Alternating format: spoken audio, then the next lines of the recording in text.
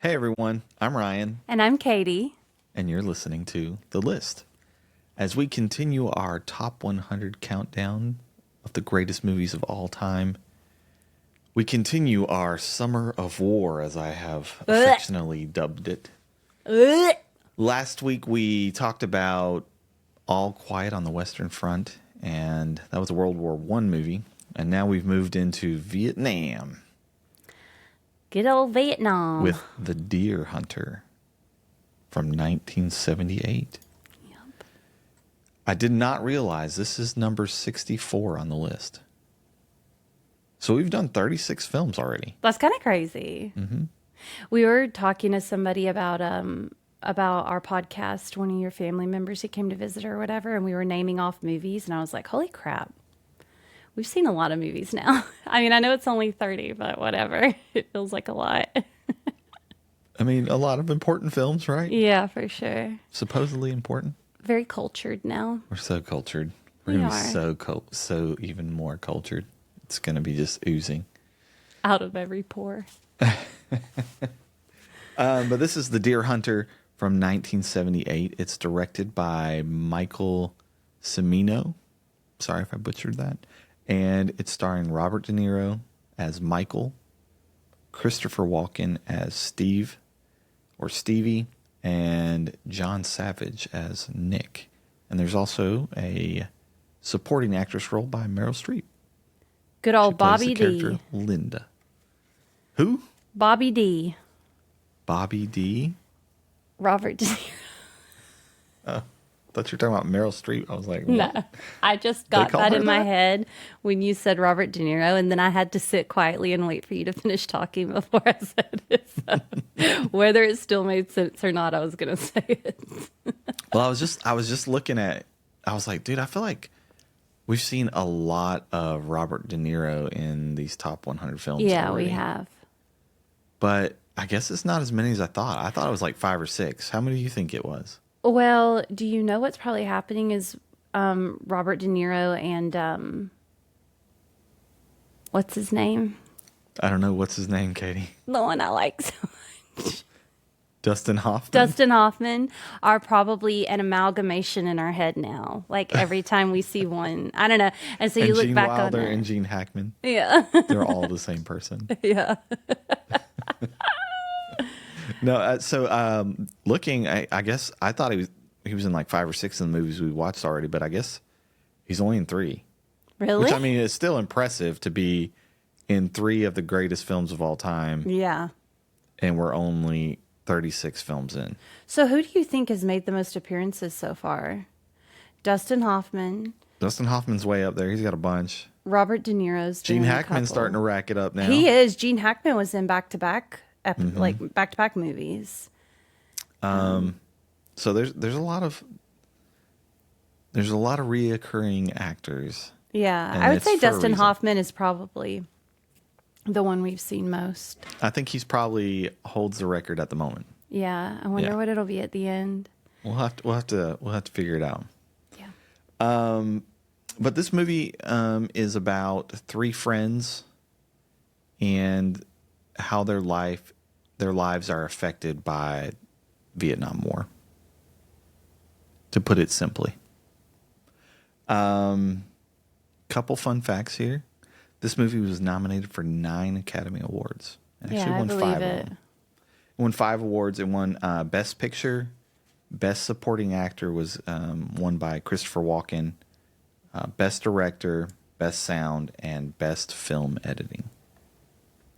Christopher Walken deserved that Oscar.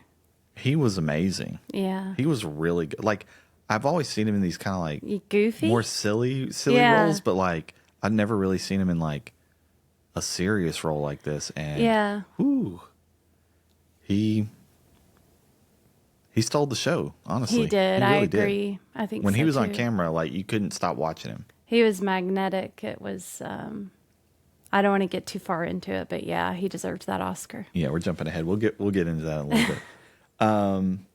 There is I don't know if when you were doing your due diligence on this film, did you see that there's a crowd like fan theory about this movie. Tell me. So there's a theory that Michael is actually Travis Bickle from Taxi Driver. That he goes crazy PTSD, moves to New York, and then goes psycho like he does in Taxi Driver. That makes an unfortunate amount of sense, actually. It kind of I'm does. kind I of was like, flabbergasted. oh, dang. Is he really? Like, I don't... obviously, it's not really. But still, it connects. It like, kinda that's connects. crazy. And I think part of it is because they were saying that this film was supposed to be like a series, like more than one. Really? And so so that's kind of where that theory got launched, I think. I don't know. That's super interesting. Plus Robert De Niro plays both characters, so that's yeah. Well, I was also just very sitting here helpful. thinking, was it Dustin Hoffman or Robert De Niro? No, it's Robert De Niro for sure in that one. Do you think I should be allowed to watch movies? I think you have face blindness. That explains why when I came up to you in the grocery store the other day and I was like, what are you doing here? That guy was like, leave me alone. Who are I don't know you? you, lady. Get away. So let's. That's really all the fun facts. Well, I have. mean, this is not a very fun fact kind of movie, if you ask me, but I do have some other facts, but I'll drop them in as we talk about. you're going the to film a sprinkle little them in throughout, bit. I will. like a fact fairy. Well, not really a fact. Do you fairy, but remember? maybe a sprinkler of facts? I was talking to our oldest the other day and I was like, do you remember that time that the tooth fairy like went nuts and like sprayed silly string all over your bed and put glitter all over your bed and you were so mad? I And do she was remember like, that. What a rude tooth fairy. she was like, yeah, I was so mad. I don't think anybody's kids are listening, but anyway, I'll leave the story at she had a revelation in that moment where she was like, why would the tooth fairy do that? Very mischievous, stealing teeth and vandalizing homes. Let's talk about the movie though. Okay. Let's talk about the story. What did you think about the story? Ugh. You didn't like the story? Is that what that means? No, that's such a hard question with a movie like this. Yes, the story was incredible and multi-layered, and this movie was so long, right? Like you see a 3-hour movie and you're like, surely this movie did not need to be 3 hours, but I think it did. I think the movie needed every minute. I really do. Thinking about the story, they could have just jumped straight into the Vietnam War. They could have shown you the beginning where there's just a little glimpse of them at work and then they're off to war. But the director didn't do that. He put your feet firmly in their lives by first taking you to work with them and then taking you to the wedding where you found out exactly what kind of relationship these men had with each other and how close they were. And you really got to see their lives before the war. And I think for a movie that's commentary about how war can ruin lives, that's imperative. You're not going to have the same effect if you just kind of jump straight into the horror. Yeah. I think that the director and, you know, the screenwriter did a really beautiful job of it was the perfect amount. I feel like you almost think it was just a little too much, but it wasn't. It was the perfect amount of seeing what their lives were like beforehand and even getting a glimpse into their tradition of going to hunt deer together and getting to see their dynamic some more and just what their bond was before the three of them left for war. The three out of, what was it, 5? There were 5 in the friend group. I think there's 6 really. But Yeah. it's about the 3 main characters. So you see, I think you're right. And the story shows you, you know, not only do they have a bond, they have multi-layered relationships. Some don't like each other as much, but they're, in it for the best friend that they have in the group. And you see what holds them together, and you see them as just normal men unscarred by the horrors of war. And so that makes what happens later in the movie so much more impactful. So, Yeah, I agree. I think this is divided into 3 acts, kind of like a traditional play or movie. Like the first act is pre-war, right? It's the wedding, it's the party, life is good. There's a future involved for all these people here. You see the dynamic, and it's just like a very close knit, like Russian American, small town, like steel mill, hardworking group of people, very tightly knit, and you see what their life was before and the potential where that life was going. And then the second act is really the war and the horrors of war and all the terrible things that happen then. And then the third act is the consequences of that war and where their life ends up. And you can see a stark contrast between where they began and where they ended up. 100%. I will say, and so I think you're right. I think that first hour, really that first act, was the wedding, and then the small part of it was a deer hunt afterwards. I see how it was necessary. I do feel like at some parts it felt like it dragged a little bit, and so I found myself a little bored at some points, but I understand why it was there. I get it. I think there could have been a little bit more editing done there, but it sets the stage for what's to come.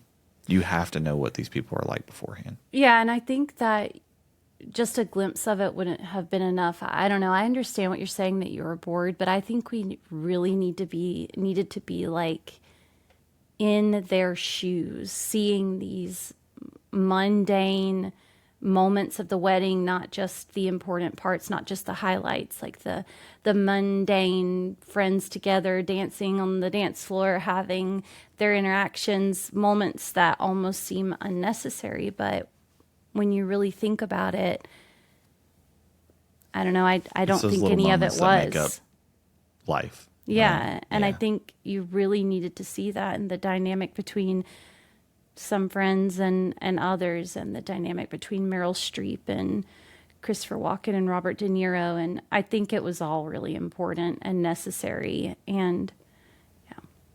I agree. If you had to give it a score, what would you score it? 8.7. Okay. Yeah, I think for me, it's probably up there too. It's probably about 8.9. Yeah. So we're really close on that. Actually, I think it's probably a little higher, actually. I think more like a 9.3 now that I Why? think about it a little bit more. What made you change your mind? It's just laid out very nicely, and there's elements that show that there is planning from beginning to end, and not just sprinkled in there for fun or for no reason. I think it's a well-rounded story. It's a tough story. Yeah. Just because the material that it's covering. Right. Yeah, I think it sheds light on a lot of things, especially the PTSD side of war, and the horrors of being a prisoner of war and being tortured, and the emotional relationship and physical trauma that, all those terrible things cause on people. So I think for that, it's probably a little bit higher. Yeah, and I think that's why I gave it such a boost, is because I feel like this kind of development and build-up doesn't happen in movies anymore. That's something you'll see in which is why I think a lot of people will say they would rather see their favorite book become like a mini series or something versus a movie, because TV now gives you so much time to build up and to understand the characters. And I feel like the director did a really good job of that here. A lot of build up, a lot of layering, a lot of details. I liked it. Agreed. All right. What about the acting? Can we talk about how Christopher Walken went from...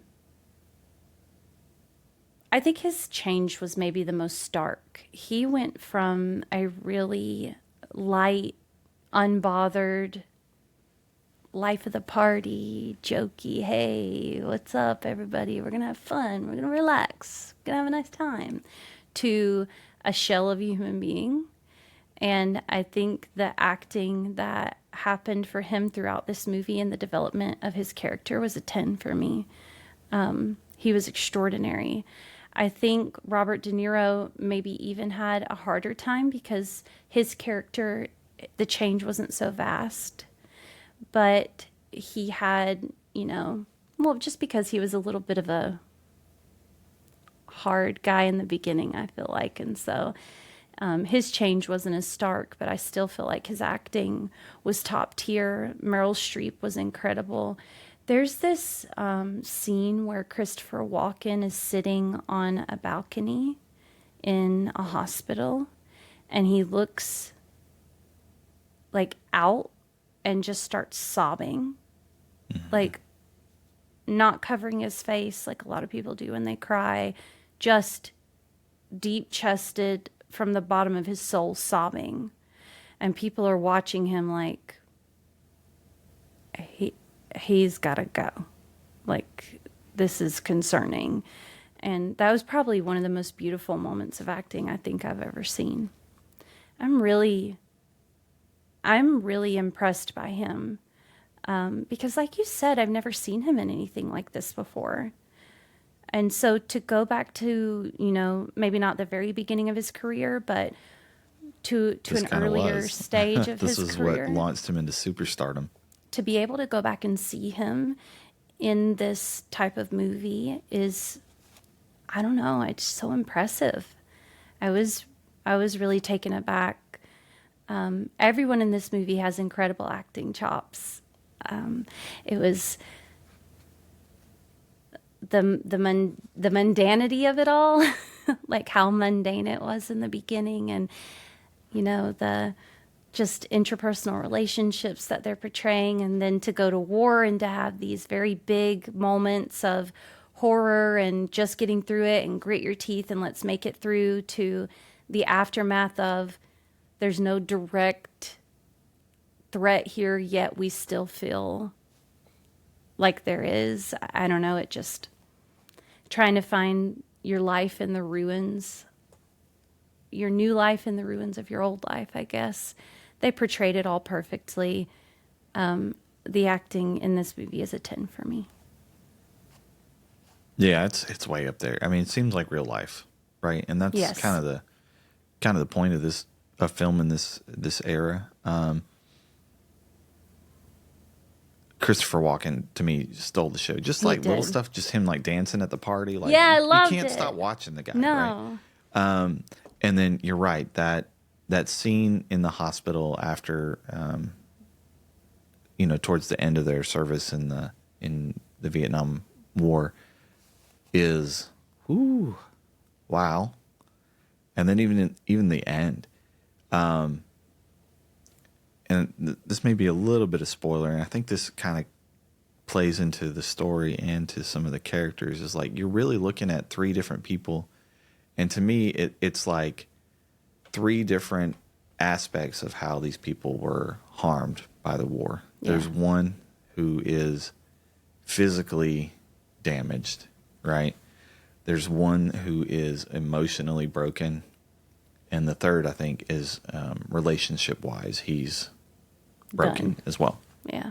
And Christopher Walken's character obviously is the physically he's fine, but emotionally he is broken, and you really get to see that as his character progresses. There's some of the reasons that the acting is so good is because they're real reactions. There's a scene in when they're prisoners of war where they throw Stevie in this box that's 90% underwater, and he's screaming, rats. There's rats in here. So supposedly in the filming of this, there really were rats in there, and he's terrified of rats, and they were like nibbling and chewing and in there swimming with him and stuff. And that so would be like if you put me in a pond with frogs, I would be hysterical. Get me out of here, clawing. So I get it. I would have been like, there's frogs in here. Yeah, so that reaction's real. Yeah. There's another part where the director told, I think it was Christopher Walken, to spit in the face in Robert of De Niro's Robert De Niro. face. Robert De Niro didn't know it was coming. And Robert De Niro did not know it. I guess they almost got into a fight. He because left of it. the set. But the director instructed Christopher Walken to do that.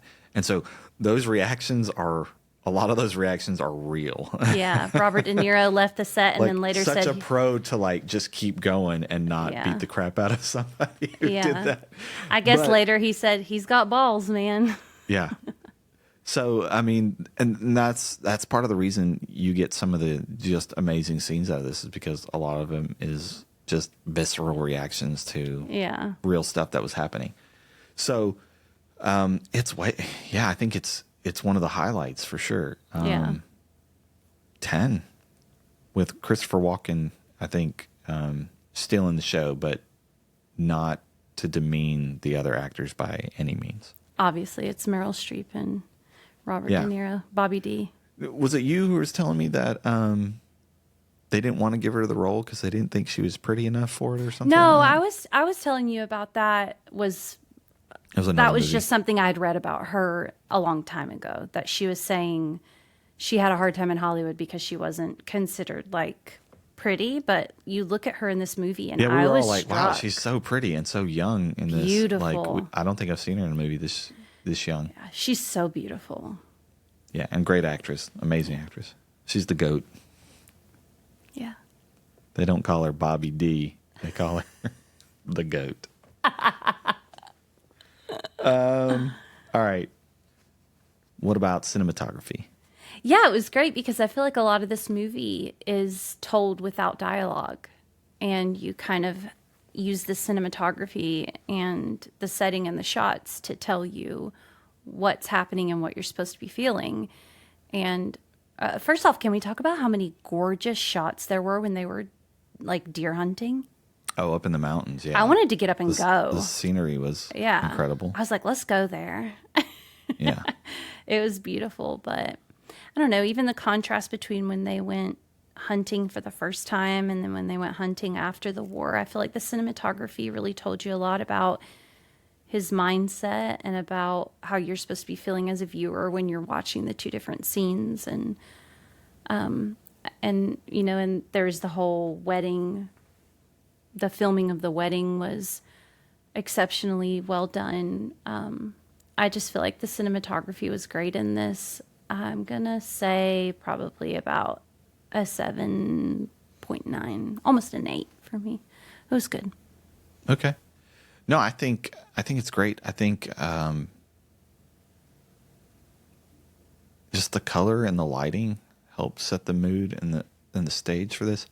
So like even weird little things like when they're in the steel mill to begin with, how like dark and gritty and almost warlike it is to be in there, but then they get some relief when they leave, right? Yeah. And the wedding is, you know, it's they you know, they're kind of celebrating the wedding, but they're also celebrating these 3 friends who are going off to war to, you know, to serve their country and stuff like that.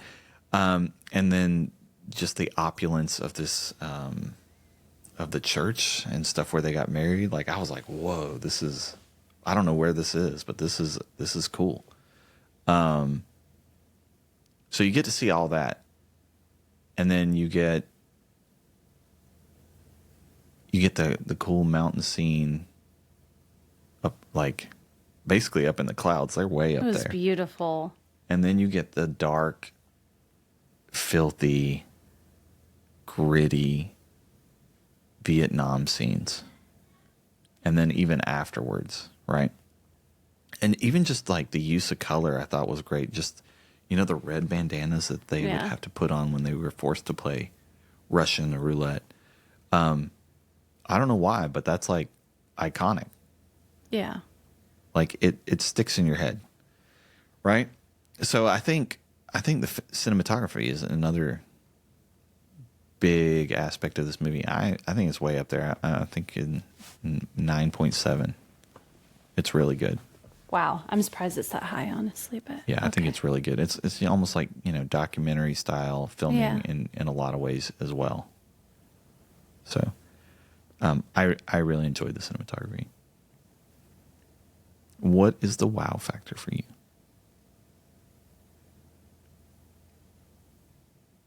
I think the build up, the way that they set so well the relationship between all of these people and the time that they took to make sure it was built up and that you fully understood what they were losing, I think is the wow factor for me.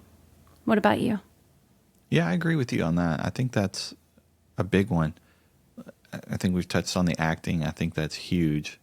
For me, the cinematography is huge as well. And just kind of the theme and the commentary on, the effects of this war on the lives of these people is a pretty big deal as well. The ending scene is really Weird. Did you think it was weird? Yeah. So I thought it was very impactful. I feel like the whole movie was leading up to that moment almost. It was weird to me. Really? Yeah. Okay. Well, I mean, I didn't think it was weird, but, people have different reactions to this. How did this movie, in comparison to the one from last week, All Quiet on the Western Front, how did that, in comparison, affect you, do you think? They're so different. They're such different movies where one is like the overall impact of a nation and a generation, and one is the impact on a handful of people, which obviously it is mirroring the impact that so many other people had, but it's just it's different. I almost feel like even the first one is more about the futility of war and how it benefits those who are in charge, and how you're unlearning the propaganda of giving your life for your country, and instead learning that in many situations it's just people who will never have to sacrifice what you're sacrificing telling you to do that, and kind of how that bubble was burst for them. And this one was just more about an intimate view into the lives of people who were harmed. So they're such different movies to me. I know this is going to sound stupid, but the Russian roulette was so difficult for me to watch that it almost ruined the movie for me. I hate it. I hated it. Is it the anxiety of... I don't know, but the Russian roulette edition, I don't know. That was very difficult for me to watch. So, but the question was, how did they compare? Like, I feel like when we were watching it, you were more disturbed by this film than the other. Yeah. I mean, in All Quiet on the Western Front, I was more disturbed by the other than this one. Yeah. Here's what disturbed me so much about Deer Hunter. The Russian roulette, which again, I know probably doesn't make sense, but I didn't like that. That was very hard for me to watch. Secondly was the deep love that Robert De Niro had for Christopher Walken. The deep love that Robert De Niro had for Christopher Walken, and just watching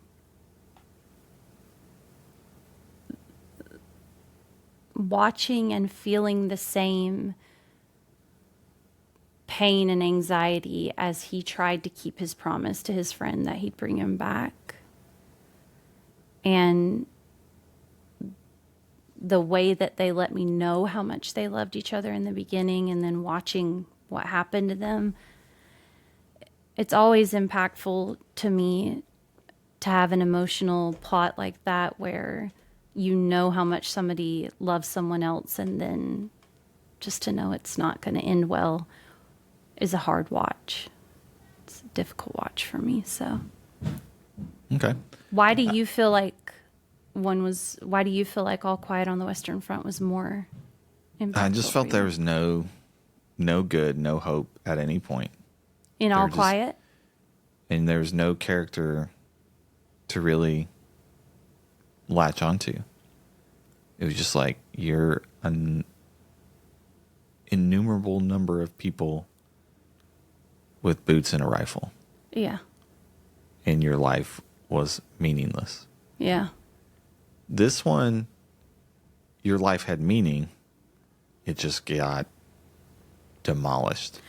Well, in a can I lot of ways. say I think And so that there was little sparks of good in this one that I did not latch onto in the other one, that still kind of gave me hope. And even the end scene in this one, even though you thought it was weird, I thought it was like somewhat hopeful.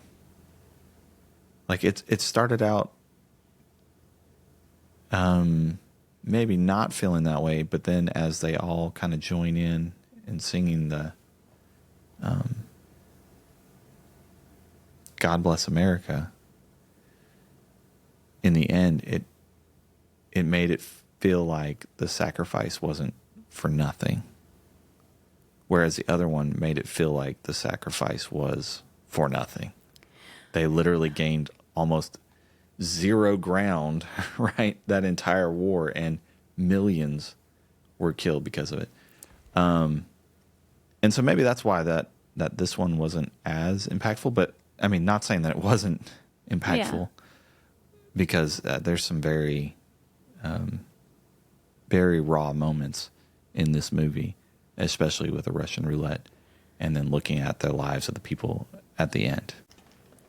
we've talked a lot about how art is super subjective, and I think maybe one of the reasons why All Quiet on the Western Front was so much more impactful to you is because it's important to you, I think, to live a life with meaning and with purpose. And that, I don't know if I had to boil it down, just something about you that I've learned after all these years of being married is that that's something you want to know you've done at the end of your life, is that you've lived a life with purpose. And for me, I think it terrifies me to think of losing the people that I love. That's a very scary thing to me. And so while living a life without purpose is scarier to you, losing, I think it's so easy for me to put myself in those shoes and be like, oh my gosh, the terror of losing somebody you love or whatever, So I can see how each movie would affect us differently because it kind of touches our sore spots, you know what I mean? Or the things that we're afraid of. I guess, but like they still had relationships at some point, right? And you Yeah. got to see those. And so to me, that gave it a little bit of meaning, Yeah, right? And the sacrifice had meaning because of those relationships. for sure. Whereas in the other film, I just didn't feel like that was the case. Okay, so who is this movie for? Adults. Not a kid's movie. Not a kid. Definitely don't let your kids watch this movie. Yeah. You know. I would not say it's a date night movie either. So. It's not a romantic movie, that's for sure. No. In some ways, definitely not. Is this a top 100? Yeah. What do you think? Yeah, I think so. Is this a bucket list movie? No. No? No. Do you think it is? No, it's not a bucket list movie for me. Yeah. I see, it's almost kind of like, I see how it's important film. Yeah. As far as enjoyability factor for me, though, it's not one I would want to watch over and over again. I will never watch this movie again. Really? I might Never. watch it again at some point, but Never. I'm going to need some time, just like the other one. Yeah. I will The never. other one, I don't know if I can watch it again. That's how I feel about this All movie. Quiet I on will the Western never. Front. This one I will can watch never- again, but it's going to be a little while before I want to even think about opening that door again. Yeah. But I see why it's an important film. And I see why some people would make this a bucket list movie, but not for me. Yeah. Okay. Do we want to rank it? I don't need to pull up my list. Okay. If you need to pull up yours, feel free. All right. So that's not making your top 10. Not making my top 10. No. Again, This is an impactful movie. I am glad I saw it once. I will never watch it again. And I did not enjoy it, so it's not going on my list. Yeah, you struggle with gore and violence and stuff like that. And tie something to it emotionally, and it's my worst nightmare of a movie. Yeah, right. Okay. I will rank this. Let me share my screen with you if I can figure out how. Share screen. All right, so currently I have It Happened One Night in my number 10 slot. I really like this movie. Me too. But I think it is going to come off. I think it deserves to be there on the number 10 spot at least, if I can find it. Just because I think it's that important of a movie. And it's a really good movie. It was just a good movie. Serious contents. Yeah. And so it makes it harder to like be super enjoyable, but it's still important in a good movie. Amazing acting. Yeah. Amazing storytelling. I almost want to say it is a bucket list movie. Yeah, it was really hard for me to say it's not, but dang, maybe I want to take it back. It's the only reason it's not for me is just it's not as enjoyable. So a bucket list movie for me has to be just all the pieces have to be there and it has to be enjoyable for me. Yeah. And so you got all the pieces there. You don't have all the enjoyability there for me. Yeah. I don't know. I'm going to be thinking about this one for a while. I think I might regret this one, but... Well, we have a mulligan coming up soon, so you can reassess at that time. I just feel like the acting in it is so touching that it almost makes me want to say, never mind, and put it back up there. But I guess I'm going to stick with it. All right.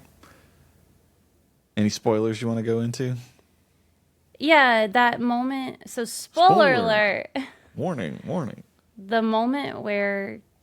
so obviously Russian roulette is like a whole thing in this. It was so hard to watch because I just wanted to grab them through the screen and say like... Not something they really did in Vietnam, though. Yeah.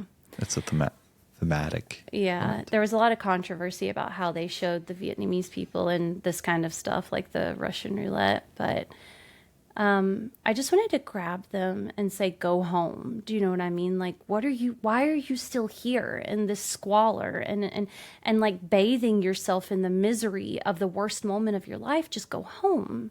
It'll be hard, but start healing. And so it's just really hard for me to watch. And I don't like the uncertainty of Russian roulette has always made me so anxious. I've never liked hearing about it. And just to watch it over and over again was so painful. But the moment where Christopher Walken does Russian roulette for the last time, and Robert Deniro grabs his face, and just like I said, the setup of their bond and how much he loved him. Oof. The performance there alone was Oscar worthy. Yeah, I agree. There are two things I forgot to mention that I'll mention now is that the actor who played one of the Viet Cong torture, like the boss there, supposedly they had hired someone else, but he was too gentle-hearted to I saw that. to like slap slap the prisoners, De Niro and Walken, and so I guess the other person or the casting director was like, oh, I know somebody who hates Americans. I'll get him. Yeah. So they got that guy to play that part.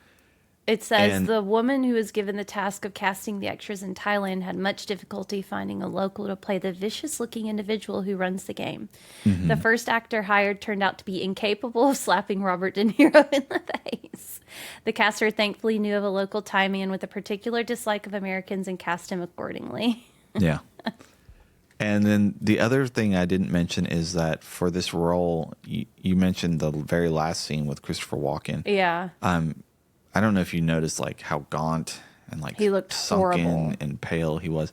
So I guess he only ate like bread and water for Yeah.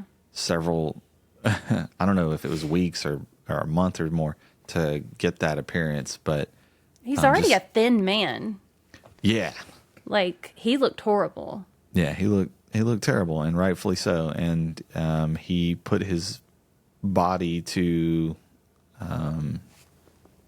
stretched it to the max to Yeah. fill this role. Is, I guess the lengths with some people will go to bring that character to life Art. into a scene. Yeah. Yeah. It makes me think of Heath Ledger and the Joker and how far he went with it. But I can't imagine. I'm sure that took a toll on his body and his mind because that part had to be so hard for Christopher Walken. Like, I don't know. It just seemed like a tough part to play. So I also wanted to talk about when they went back hunting after Robert De Niro came home, and I knew he wouldn't shoot the deer. I knew he had like had enough of taking life. I knew he wouldn't do it. Yeah.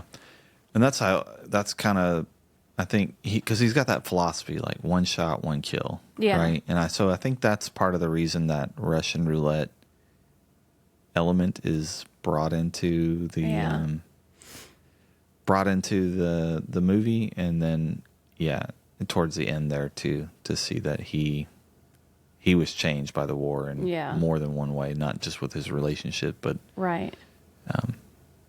wouldn't even, he was an excellent hunter and he loved to hunt before, and now he didn't want to take life. No. Even though he had an easy shot and he purposely Yeah. missed. Yeah. So, Beautiful movie. I am regretting the not bucket list more and more.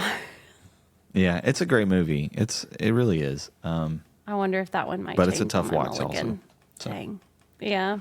Well, stay tuned. We have a little bit better, not so much war out in other countries, but war on the streets next week.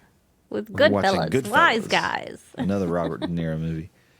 So we'll talk about that a little bit next time. And then I think we have The Pianist coming up the week after that, which is another war movie. So World War II. I told you it's the summer of war. Oh my gosh. Yeah. So be I prepared. never want to hear about war again ever prepared. in my life. We'll see how it goes. Thanks for joining us. I'm Ryan, I'm Katie. and this is The List. Bye. Bye, guys.